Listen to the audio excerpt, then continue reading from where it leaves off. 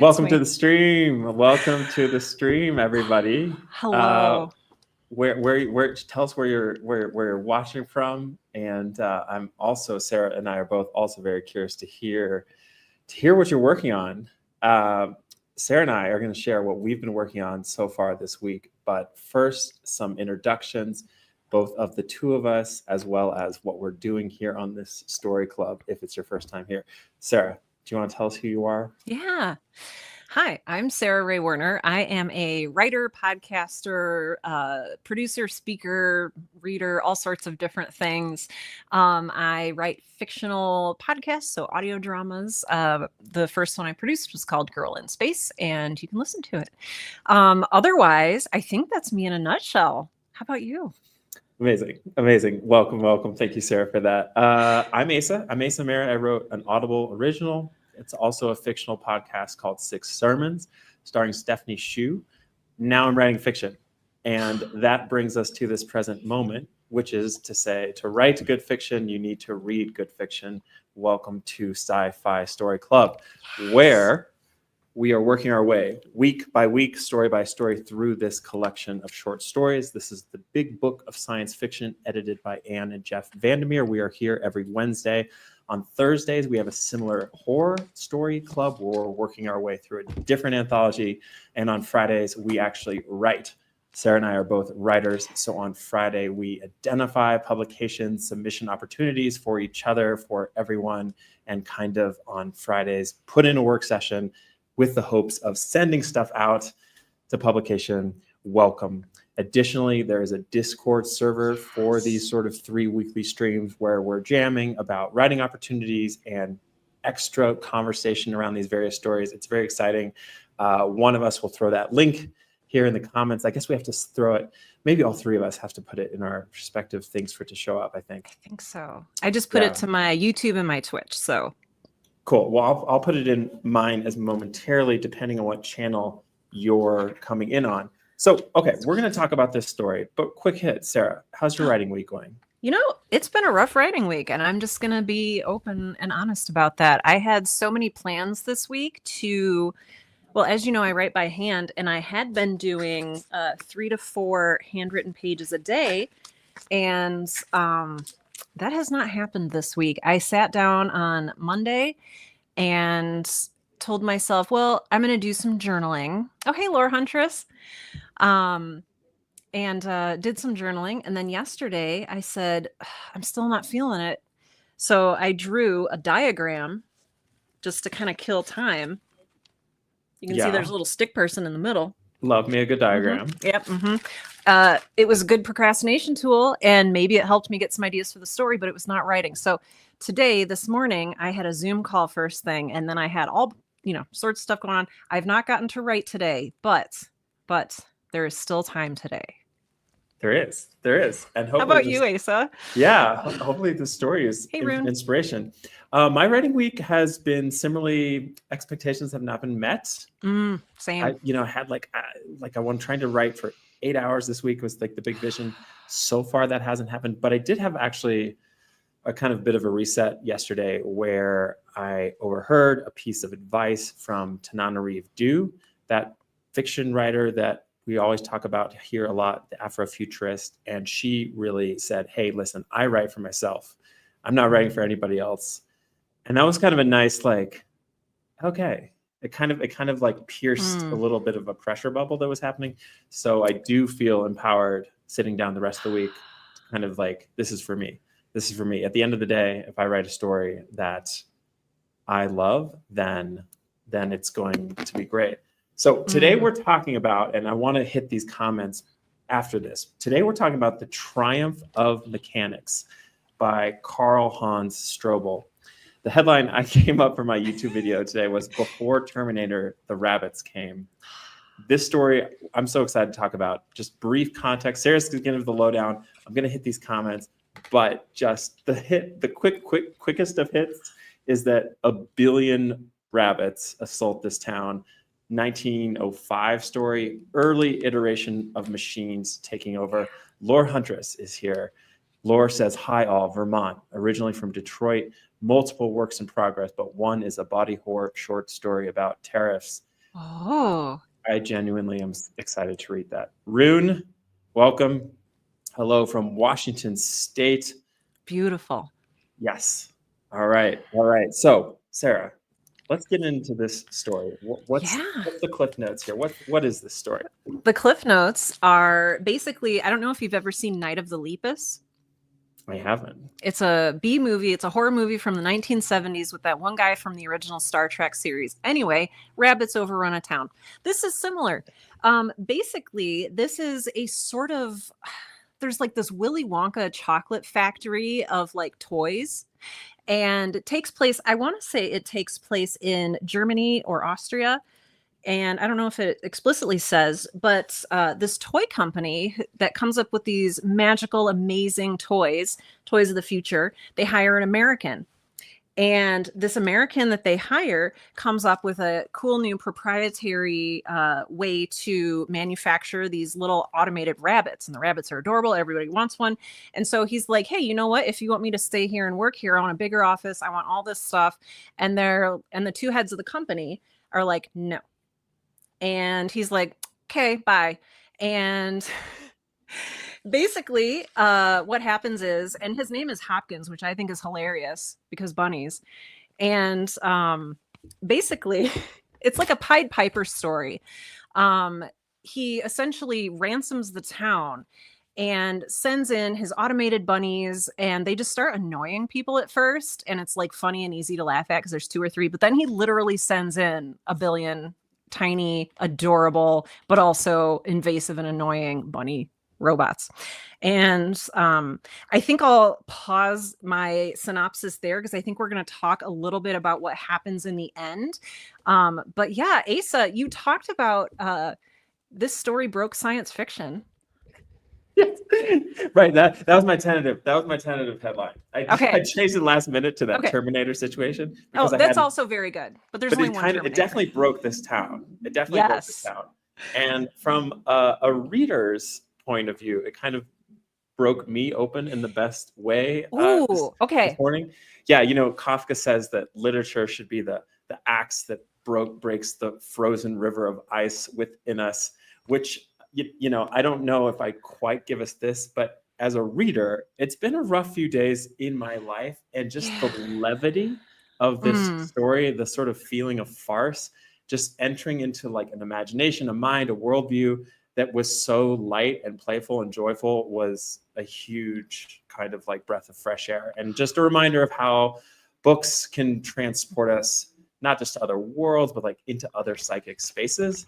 And this was a psychic space that anything was possible and things turned quickly. It reminded me a lot of improv, a really good improv. I like that analogy. Yeah. So let me lay this out there for you. So, you know, I was never on a proper troupe, but there was a time where I like did an improv class or two or whatever. And, you know, the idea is that you set a rule and then you pursue it to its most illogical, absurd, fun, funny, festive end. And in this story, the setup is, okay, I'm going to overrun this town with 1 billion rabbits. And the story really felt like a good improv sketch in that it unfolds it piece by piece by piece by piece by piece about like, okay, let's take that premise and let's see what happens. And we don't go straight to 1 billion. It starts with a couple. They start to be cute. Then they start to be overwhelming. Then they start to be the cause of ire and wrath and then terror. And just the piece by piece-ness of all that, I thought was so kind of wonderfully simple, this basic premise, and just seeing where it could take us. Takashi's in the mix. Also, if you are here and read the story or are otherwise inspired, please send us your thoughts. We will put them up here on the screen, as many as possible, and engage with them. We're grateful for everyone in the story club. Takashi, for me, was the struggle between the ideal, artificial versus the real because of the end. Okay, and we will get to that. Even before we get to the end, and let me know if I'm cutting you off, but Takashi, I think that's such a good point of, and Asa, you even spoke about this a little bit with, you know, things in life aren't going great now, but the story just was light and it lifted me up. And then we have a lot of dichotomies happening here. There's the artificial and the real. There's Germans and Americans, which I think is significant in this story. And there's also this sense of, and I don't know if we like how deep we want to get into this, but it is such a lighthearted story. It was also written by a Nazi officer, which is like there's a lot going on here with different tensions and different things that are being opposed, even the story itself being in opposition a little bit to sort of the sort of person who wrote it. So Yes. JC Henry, hey. JC, welcome. We're so glad to have you. That's great. That's interesting. The sort of whole kind of separating the art from the artist. Yes. I don't have anything to say that hasn't been said. I see sort of all elements of that. But I guess to kind of play armchair analyst, because that's what we're here for, I do think that there is this sense of ideology in this story, and just futurism and sci-fi in general being this like very like idea forward kind of worldview, this idea that a worldview can save us and advance us. And similarly, we see that kind of thing in mass movements of all stripes, right? Yeah. Oh, so absolutely. There is a kind of an interesting intersection there. That's kind of what I thought about that. I think that's that's a good and beautiful way to put it. Narrative vault in the mix. I thought it was a fun little story. I was surprised that an American was the inventor. Not surprising, since Edison, Ford, and Tesla moving America forward. Okay, right. So it's occupying this kind of tradition of an American innovator, certainly around early 20th century. I agree with that. Yeah. For you, Sarah, what's the significance of this American in Germany or Austria? Yeah, well, and I wanted to ask your thoughts on that as well. I'm not super politically savvy. I do know things were warming up for World War I. And there is definitely a tension here.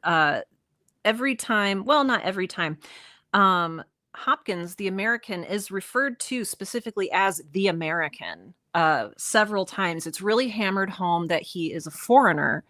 And that seems to be important for the story in a way that maybe I don't understand. And narrative vaults, I think that you've maybe hit upon something there. There's maybe some tension there between countries about who's winning the technology race and what that looks like and who's holding who hostage. I feel like there's probably some very real political boilings underneath that are going on.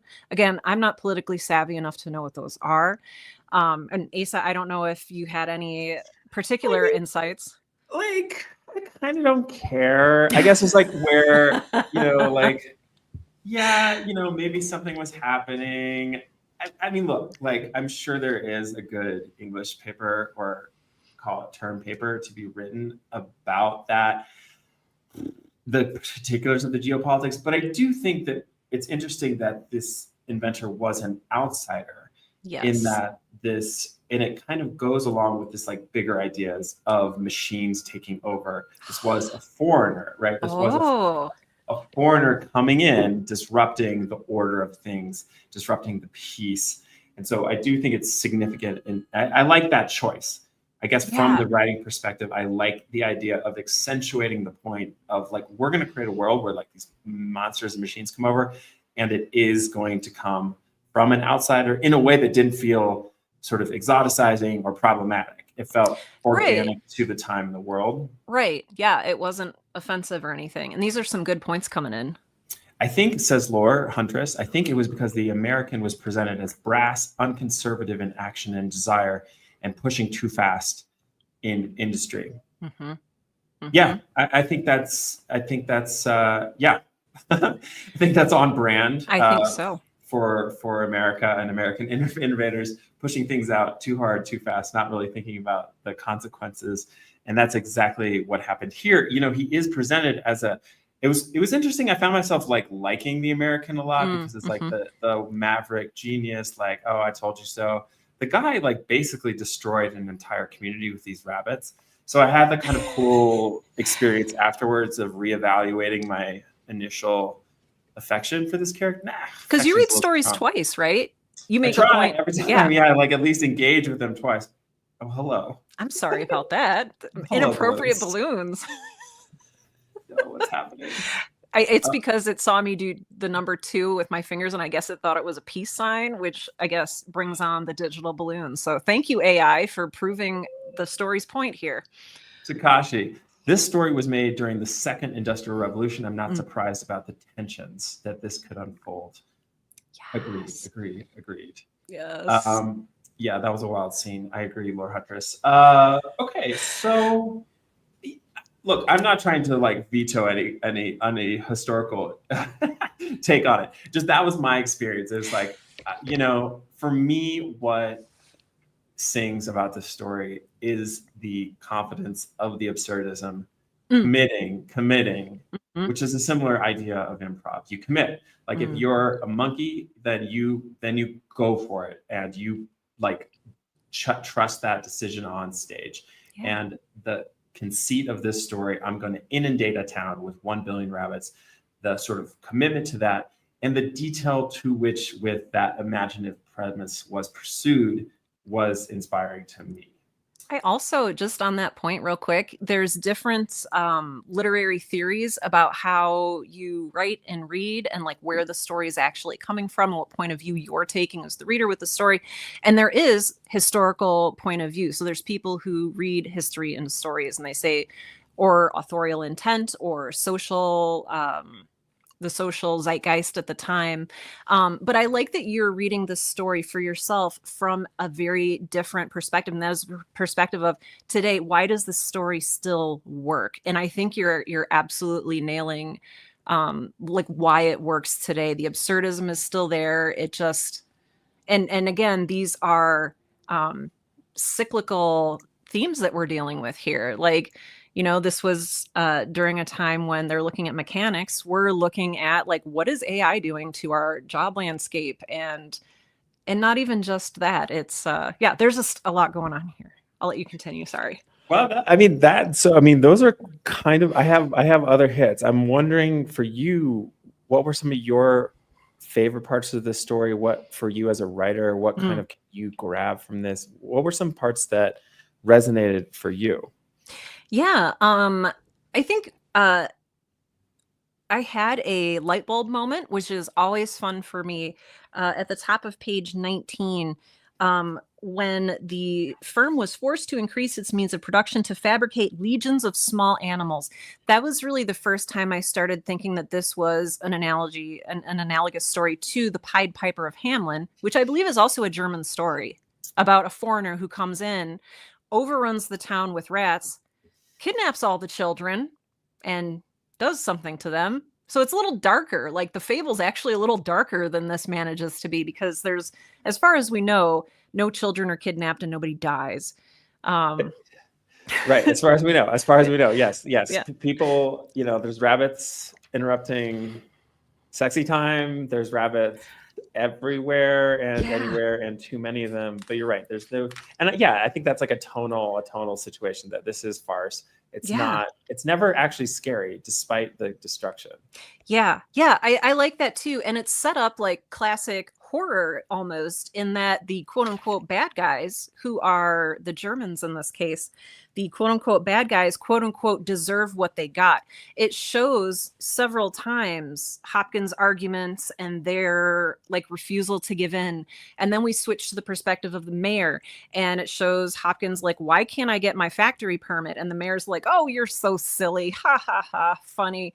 And he goes home and he's like, oh, look at, there's a little toy rabbit in my yard. Ha, how funny. And it's like, dude, believe him. Like, so in a way, the rest of the town, maybe not so much, but like the leaders, the people in positions of power in this story. So the toy makers and the mayor, they get what they deserve because they didn't listen to the threats. They didn't take these threats seriously that Hopkins was making to cover their town in literally 1 billion rabbits. And one more thing is what also got me was he makes a point of the problem was you didn't understand what the word billion meant. And like, I love that. I underline that as well. And that is something we are still struggling with today. I can't fathom $1 billion. Like, it's just so interesting how so much of this does feel weirdly relevant to this moment. Yeah. Same.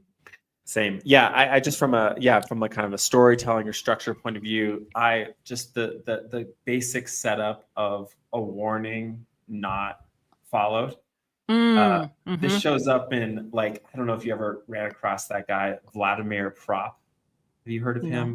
He was this like scholar who was, I want to say, Russian. Certainly, like, the focus of his study was Russian folktales, and he went through and kind of pulled out all these devices that we always see in these folktales, and that was a classic one of just like a warning not followed.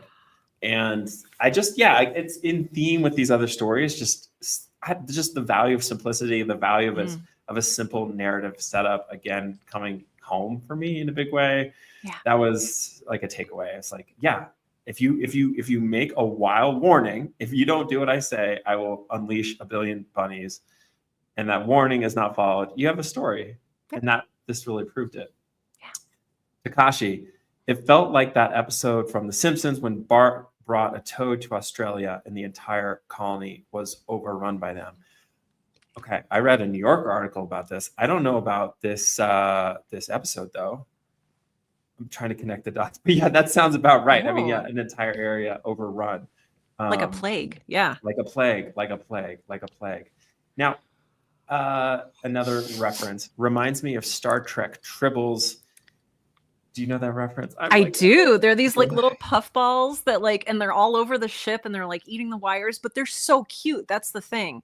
It's like, or if you've seen Futurama, it's like poplars kind of. Oh yeah. Okay. Yeah. So they're these little puffballs and they're just adorable. And it's the crew just throwing little stuffed animals at the actors, and it's delightful. Lore Huntress. Yes, lore. Okay, yes. I wondered if there was more meaning between the red ink spilled between the mayor and the manufacturer. Also, sorry, meant brash, not brass earlier. Great. No problem. Brassy. Yeah, and brash. I was with you there. Yeah. Okay, Sarah, what you perked up? What's up with this? I perked up because I found myself writing a lot of like weird little. This was such a well-paced, wonderfully told story, but he also is just very good for such an entertaining story. It was very interesting to see so much symbolism used in here. And gosh, is this before or after the Schiller celebration? Before, I think. Yes, here we go. Vortitail was unable to answer as he found himself inundated by the red ink a rabbit had just spilled. His elegant black trousers were ruined. The mayor laughed convulsively. And then they talk a little bit more. And as Vortitail, who's one of the toy manufacturers, and the mayor are continuing, it says, ignoring the red tide that continued to spill out between them, he whispered, but I'm thinking of something even more terrible. And this is right when they're talking about the fact that the rabbits are multiplying like by themselves. It's not that Hopkins is like secretly making them and like throwing them into people's lawns. The rabbits are multiplying. But I circled that too, and like red tide felt like it reminded me of like Red Dawn or like something. I felt like it should have significance other than just like, bad blood between us. But he really makes it a point. And also it just really bothered me. I don't know if anybody else saw this, but if you spill red ink on your black pants, I don't think you're going to be able to tell, and the pants aren't going to be ruined. Okay. But that just bothered me.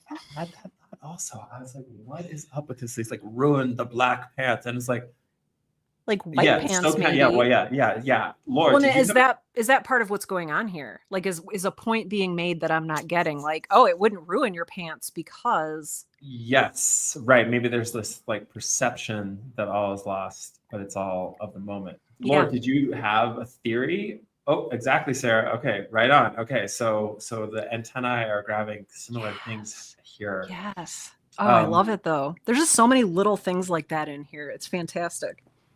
If you're just joining the stream or you missed us at the beginning, this is Sci-Fi Story Club. We talk about science fiction short stories every Wednesday at this time. week by week, working our way as writers and readers through this anthology. We're so glad you're here.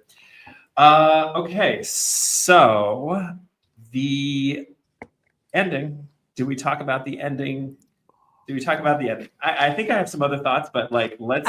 Yeah. Well, actually, wait. Before we get to the ending, I did want to point to, I think that was a really keen observation, that the proliferation of the rabbits did seem to happen independent of Dude Hopkins, the inventor. Yeah. Is that how you read it? Yes, that's exactly how I read it. He warned them that there would be billions, but he didn't specify how the billions would happen. And because he didn't have a factory, maybe they poo-pooed it initially because, like, oh, how are you going to make these billions and billions? So right. I think he engineered them this way and just left it a fun surprise for them to find out. Right. And yeah, that does speak to this kind of, like, the tradition of this kind of story of a human-made invention getting out of hand. Because another thing is, like, he says he's going to make it all better, but that doesn't, we don't see it happen. Like, no. He's like, don't worry, everybody, I'm going to get rid of the rabbits. But like, we don't see that happen. And we already have we saw a town destroyed. So the kind of the imaginative event we're left with is, especially I think to a contemporary imagination, with the proliferation of kind of contagion narratives and our recent pandemic, we have the capacity to kind of just quickly see what this looks like. We just saw one town destroyed, and like, we can see where this is going if unchecked. And that's a cool thing the story does. It leaves us with more story that is untold. And it has a cool ending. Tell us about the ending. Oh my gosh. So the ending surprised me, which, this is a 120-year-old story, and it like blew my mind. And like, that was really exciting. So basically what happens is the whole town gets together and they're like, what do we do? What do we do? And the crowd is gathered around. Hopkins says, he takes the stage. Oh, this is at the Schiller. I don't know if there's any significance to it being Schiller. I didn't actually know who that was. He's like the national poet of Germany or something. Oh, right? Yeah. I don't know. Just I feel like a beloved, like, public figure of the arts. Yeah. I think. So Hopkins gets on stage and he tips his top hat in a very like Willy Wonka sort of way. And he's like, here's the moral of the story. This all could have been avoided if you would have just listened to me and respected my wishes. And, I didn't want this to happen, but it did. And he says, so far you've seen an innocuous species of rabbit, but tomorrow at midday, you'll encounter a new variety, the rabbit that can eat. And dread just floods the assembly. And he just he holds up this bunny and he just feeds it. I think it's a piece of grass. And everybody is like, okay, stop. We need to give this guy what he wants because we can't do this. And then afterwards, after he gets permission to build his own factory, the mayor asks, how did you invent a rabbit that can eat? Yeah. And Can I just read you this? Yeah, it's so good. It's so effective. He says, how is this possible? Hopkins gave a smile that was more bitter than usual and tipped his impeccable top hat. Well, that one, he said, that rabbit, Mayor, the one I showed you, was quite exceptionally a real living rabbit. Right. Yeah. So why is that a brain burst for you? So it was a brain burst for me because I didn't expect it. I thought he had, like, the story logically makes you think that, like, oh, they create these bunnies and they create reproducing bunnies. Yeah, then of course he's going to create bunnies that eat. And because you see him more as like a villain than a trickster. And I think that that's kind of more what he is in this instance. It also made me go back and question the title of the story, which is The Triumph of Mechanics, when really he gets his triumph with an organic creature, a non-mechanical, like, organic eating, breathing bunny rabbit. Like, So is the triumph of mechanics? Am I misreading it? I'm not sure. Yes, Takashi with trickery, the American got what he wanted. He got his factory. He got his.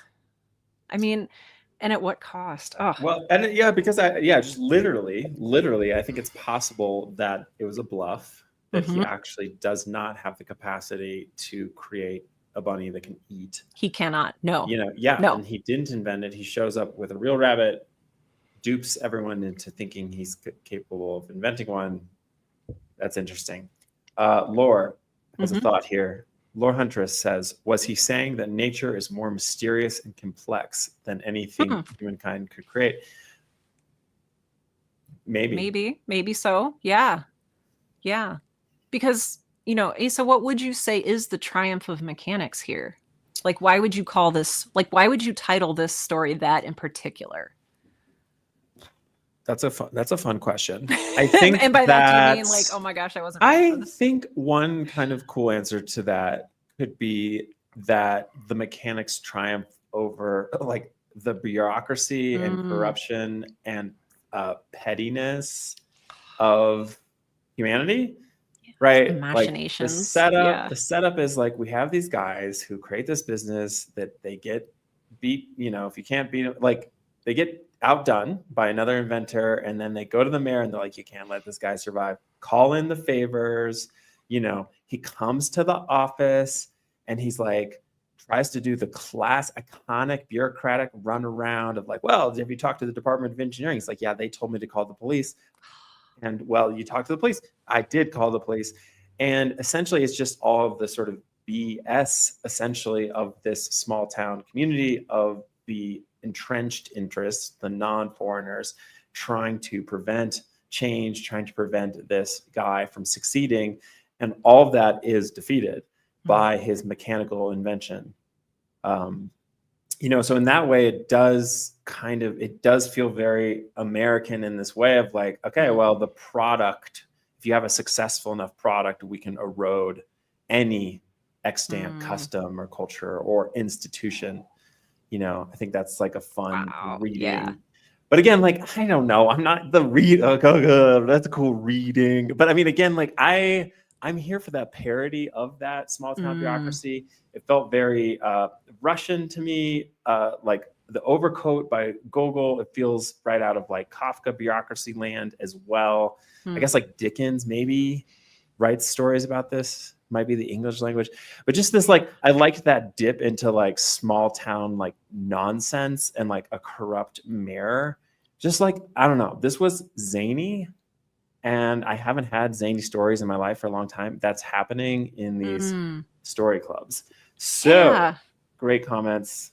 Lore Huntress, I believe it has to do more with the implications on using technology and how far we can go. Yes. I appreciate that. So like it was the organic rabbit that allowed the mechanics to triumph. I like that. I like that. Greed. Sounds like corporate America today gets what it's want. Indeed. Takashi agrees. Lore, yes, that we have to proceed with caution, very timely. And yeah, this is very much, obviously this is like recurred. At the beginning of this, I brought up like Terminator. The idea of machines taking over has activated folks' imagination for a long time. I do think we are seeing this acutely with AI. Yeah. And yeah, I don't have any takes there that haven't been taked. Yeah, I love the Terminator point because weirdly, or maybe this is, just because that's how the text is written. I thought of the Terminator twice during this story. One in which when the mayor is having his dream about the rabbits, it says, written in letters that reached the sky, the terrible word indestructible loomed in the midst of a crowd of rabbits. And it just was like, and they have red eyes. And like the glowing red eyes, knowing that they're indestructible, boy, did that raised a Terminator flag to me.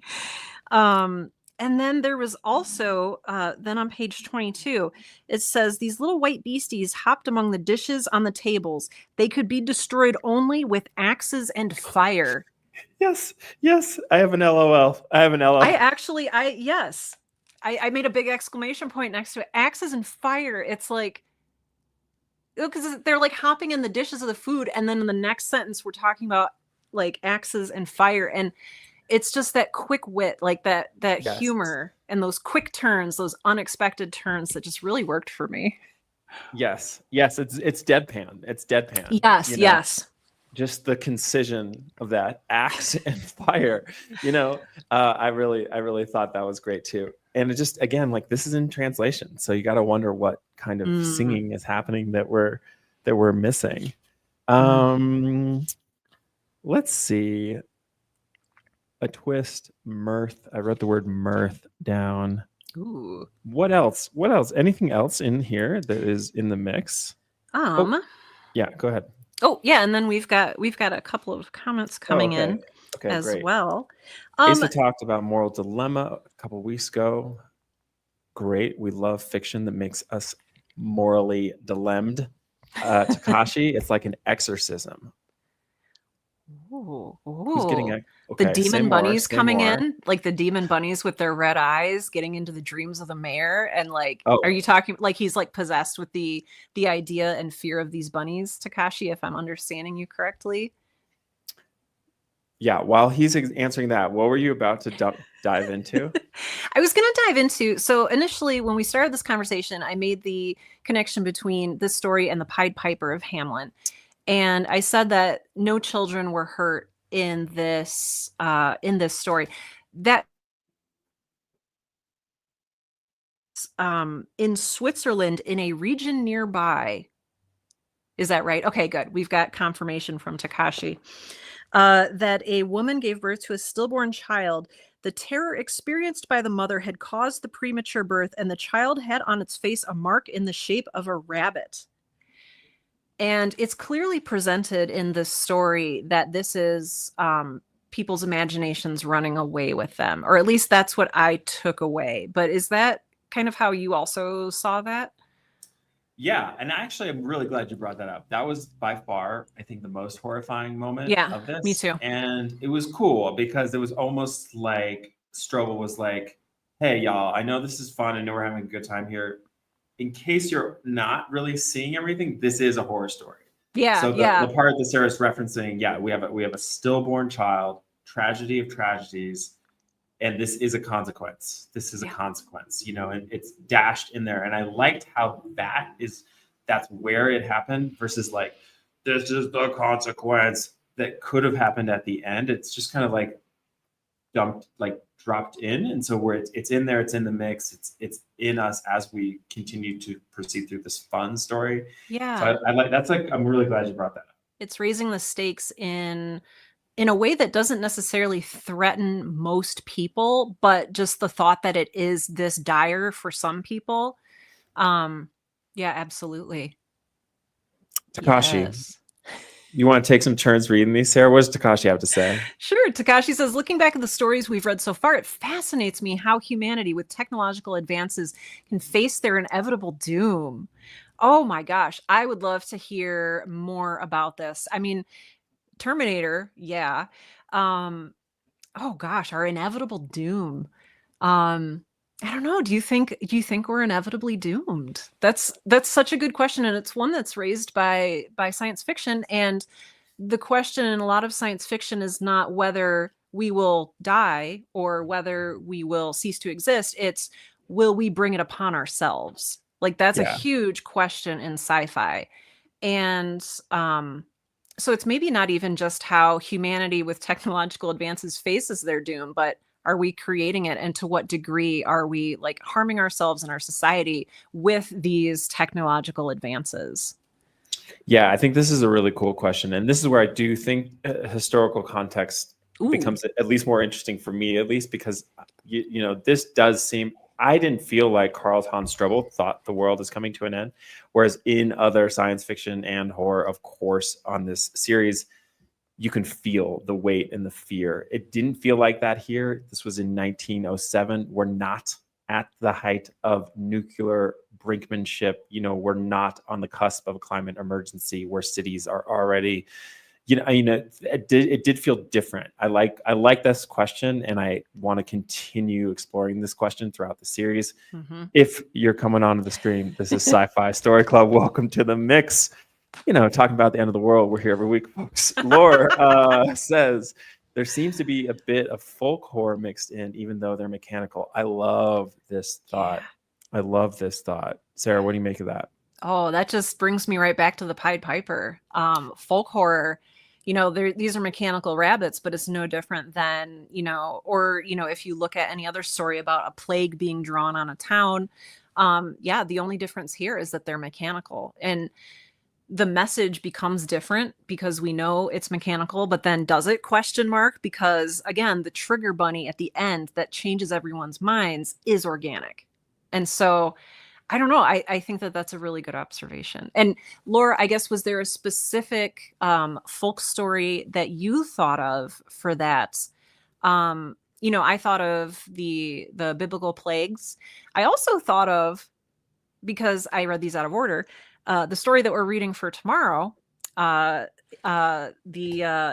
Ash Tree, yes, by M.R. James. And I was just imagining, I won't spoil anything, but I was imagining the bunnies in that story. Okay, I haven't read it yet. Oh. If there's anything that makes me excited to pick that story up, do you want to? I'm insane. You're gonna think I'm insane. I love that. Do you want to just briefly introduce the what we're reading for the Horror Story Club? Yeah. So hey everyone, we do Science Fiction Story Club on Wednesday. We do Horror Story Club on Thursday. I keep wanting to say and on Wednesdays we wear pink, but I don't know if everyone would appreciate that reference. So tomorrow at this exact same time on these exact YouTube/Twitch channels, we are reading M.R. James's The Ash Tree. And it is also a little lighthearted. I know it's about witch trials, but it's also it's told through 3 different narrators who's putting together what he can from news clippings and stuff. So very interesting point of view.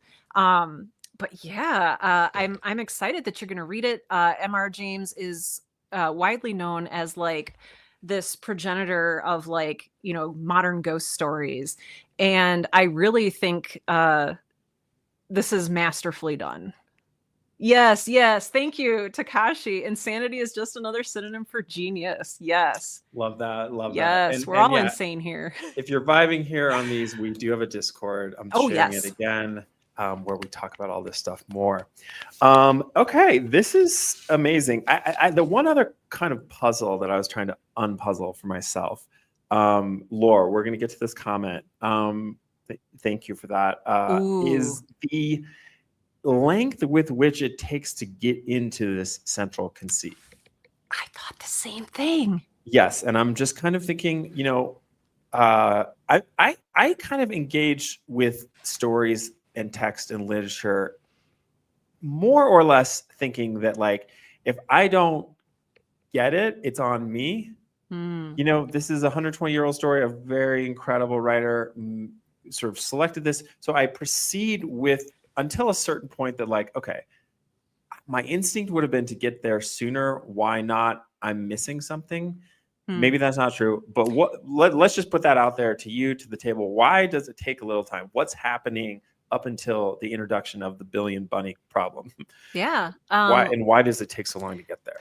It does take a long time. And I think, Asa, you're going to really love the intro to tomorrow's horror story, where the author spends the first paragraph talking about the kind of house he wished he lived in.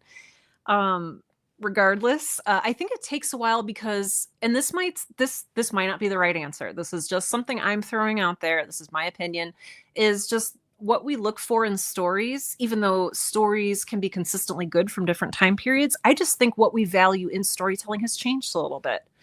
And I think that, in maybe even novels more than the short fiction, but I've noticed that older short fiction too, the short fiction that I've read, it takes its time to build up these characters. It takes its time to establish that here's why these toy rabbits are important. Okay, here's why the factory making these rabbits is important. Here's the two guys who run the factory. Okay, now, and I think a little bit of that is just how we do pacing now. Yeah, just If you try to sell a literary novel that doesn't start with the hero running away from something, it's like, why am I reading this? I need it now. Even like, look at commercials. They used to like, I drink Horton's coffee because I like life. And today it's like Folgers or die. right. And like, our attention spans have changed and what we value in stories has changed. I could talk about this all day, but I was just thinking about like TikToks, and like, we tell a story in 15 seconds or less now, And so anyway, I'll get off that horse, but yeah. Laura, I'm going to hit up your insane theory. Narrative Vault seems to agree.